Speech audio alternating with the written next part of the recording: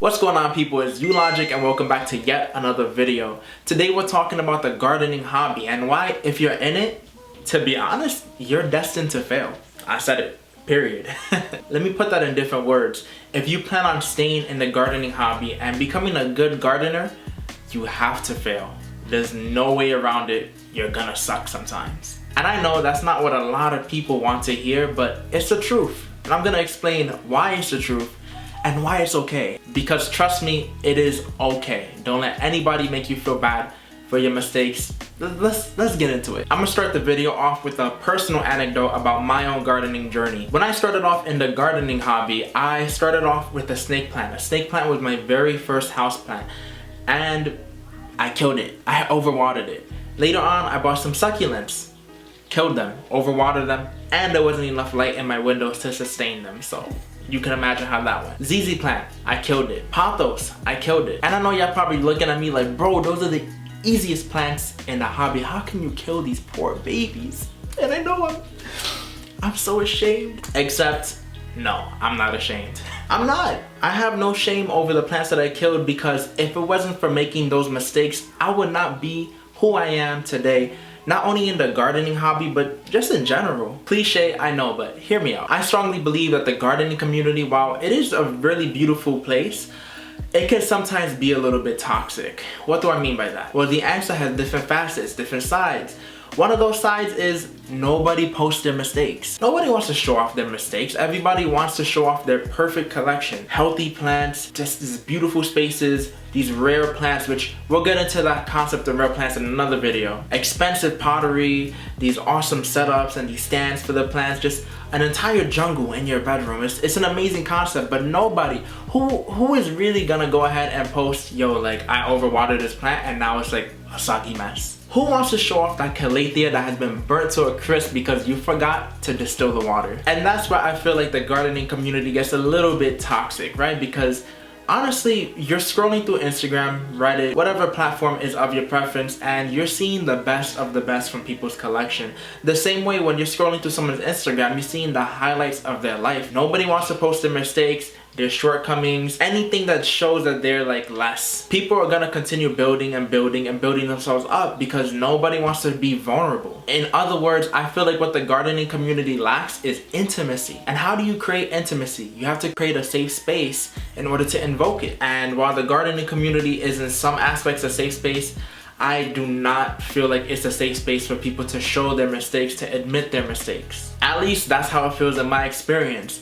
I've demonstrated, I've shown a lot of plants off that I didn't even realize were not doing well. An infamous video of mine from like way back then, a few years ago, I uploaded a succulent collection video, and I still have it up because, listen, like I said, I'm not ashamed of my mistakes. I uploaded a showing off my collection of succulents and this and that, and they were suffering from I always struggle with this word, but essentially they were elongating. They were stretching out towards the sun because they weren't receiving enough sun, and I wasn't realizing it. In my head, you know, I'm new to succulents, and so I'm all like, oh my god, like my plants are getting so big. Look, they're stretching out, this and that. I wasn't realizing that in reality, my succulents were suffering. They were not thriving. They were reaching out to the sun because they weren't receiving any. And I remember when I posted that video and I shared it with some communities such as like that on Reddit, even here on YouTube, it just wasn't received very well. I got a lot of people replying to me and on the communities, or even messaging me or emailing me and telling me, bro, like, you do not know how to care for plants.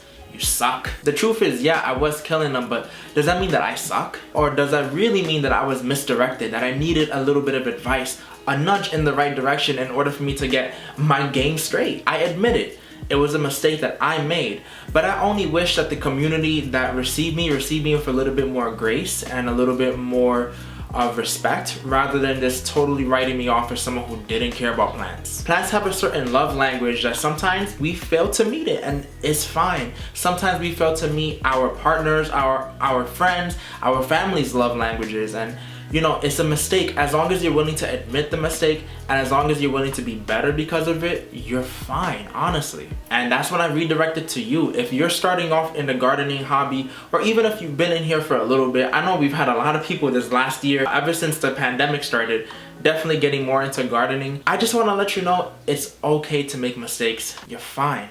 There's no reason to be ashamed of it. The number one key that I'm gonna give you is to always remember that you just need to be willing to bounce back, learn, and just be a better person afterwards. And I'm gonna go ahead and call out the gardening community. If you're in the gardening community, if you've been here for a while, you consider yourself a vet, I'm gonna call y'all out and say that I think that a lot of you should be a little bit more willing to just be a little bit more gentle with newer people, newer gardeners. We're not on this platform to punish. We shouldn't be on this platform to belittle. We should be on this platform to share and to receive and to make sure that other people feel welcome, and to make sure that if they're not going in the right direction, they're doing some missteps, taking some missteps, we need to be there to support them, and we need to be there to give them a gentle nudge in the right direction and be like, hey, I noticed that your plant isn't doing so well. Here's some advice for you so that you can really achieve those optimal levels of care so your plant can really just, you know, bulk up.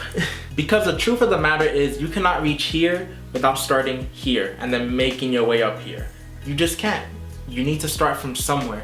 And even if you're starting from the bottom and you're making mistakes, use those mistakes to be better. Don't use those mistakes as excuses to kind of like quit the game or tell yourself I have a brown thumb, I kill plants. You don't kill plants, you're misguided, and you're gonna learn how to take care of plants. You're gonna be a better plant parent because you're willing to learn. Look at your mistakes, say, yeah, I messed up big time, but that's life. We make mistakes, we get better from it, and at the end of the day, I'm gonna be a better plant parent because I was willing to look back, reflect, and move forward. Don't let your shortcomings cloud your judgment as to who you are. You need to be affirmed in who you are. You are someone who's capable, you're someone who is worthy, and you're someone who is going to be better because that's just who you are inside of you. Guys, that is the end of the video. Hope you guys enjoyed it, and until next time, peace.